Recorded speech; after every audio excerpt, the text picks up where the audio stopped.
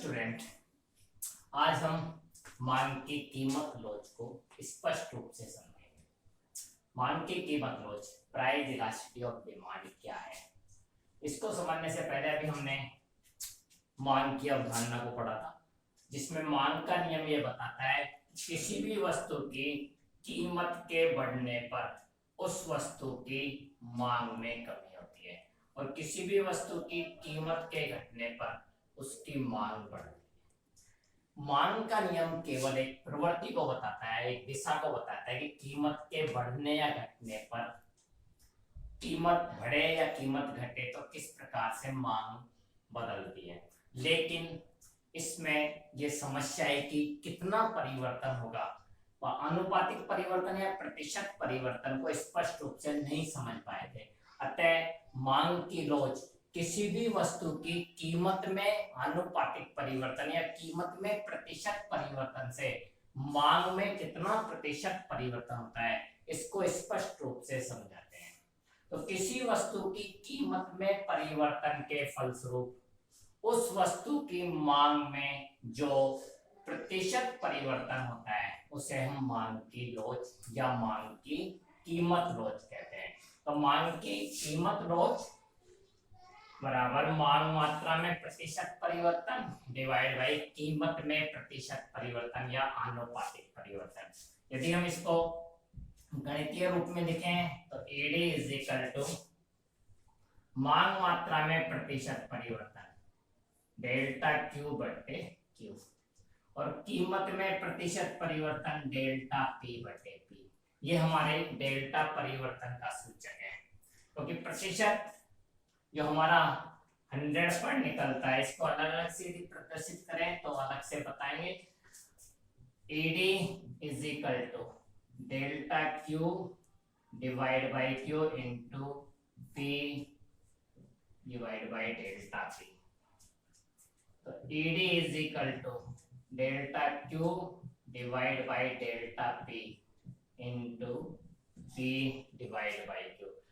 अतः मांग की कीमत लॉज किसी वस्तु की कीमत में परिवर्तन से मांग में होने वाले परिवर्तन को बताती है।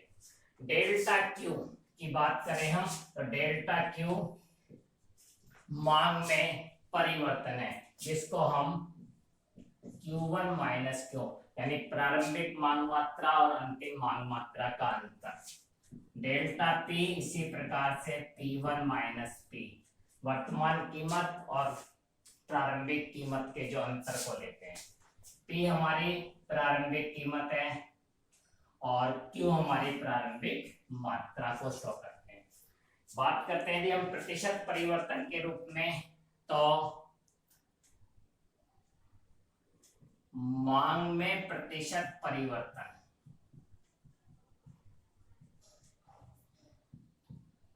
डेल्टा क्यू इन बटे क्यू इंटू 100 से प्रदर्शित करते हैं और कीमत में प्रतिशत परिवर्तन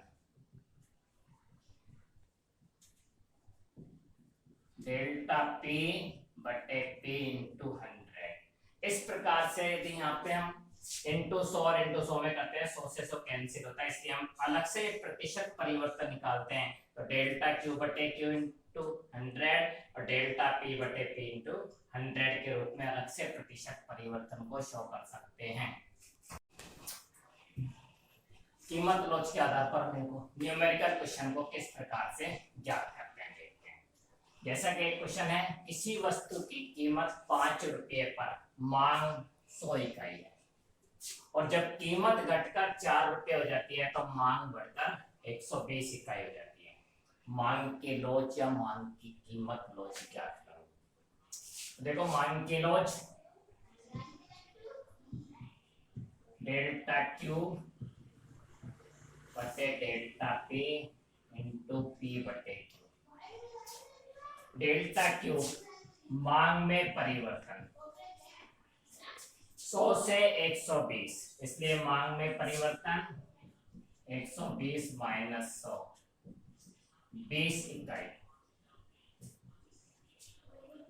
और डेल्टा पी, डेल्टा जो परिवर्तन को सूचित करता है कीमत में परिवर्तन ₹5 से घटकर ₹4 हुई। एक प्रारंभिक मांग मात्रा हमारी 100 इकाई है, ₹5 कीमत पर। अब प्रारंभिक कीमत हमारी ₹5 है।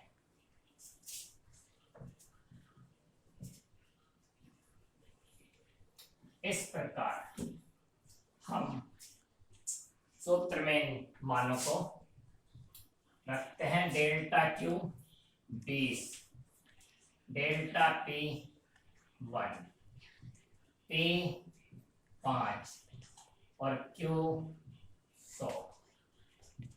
20 × 5 100/100 ED = 1। इस प्रकार हम देख सकते हैं मांग की लोच इकाई के बराबर है, जो प्रदर्शित कर रही है कि मांग में होने वाला परिवर्तन और कीमत में होने वाला परिवर्तन यहाँ पर जैसा समान है। यदि मैं आपको अलग से प्रतिशत परिवर्तन की बात करूं तो मांग में प्रतिशत परिवर्तन, इसी प्रश्न को हम डायरेक्टली करें। मांग में प्रतिशत परिवर्तन, जैसा कि अभी फार्मूला देखा था, डेल्टा Q/Q इनटू, यदि हम 100 की बात करें तो डेल्टा Q 20 और प्रारंभिक मांग मात्रा हमारी 100 है, और इसको 100 से, ये हमारी मांग में परिवर्तन है 20। इसी प्रकार कीमत में प्रतिशत परिवर्तन, कीमत में प्रतिशत परिवर्तन डेल्टा P/P × 100। तो डेल्टा P की बात करें हम 1,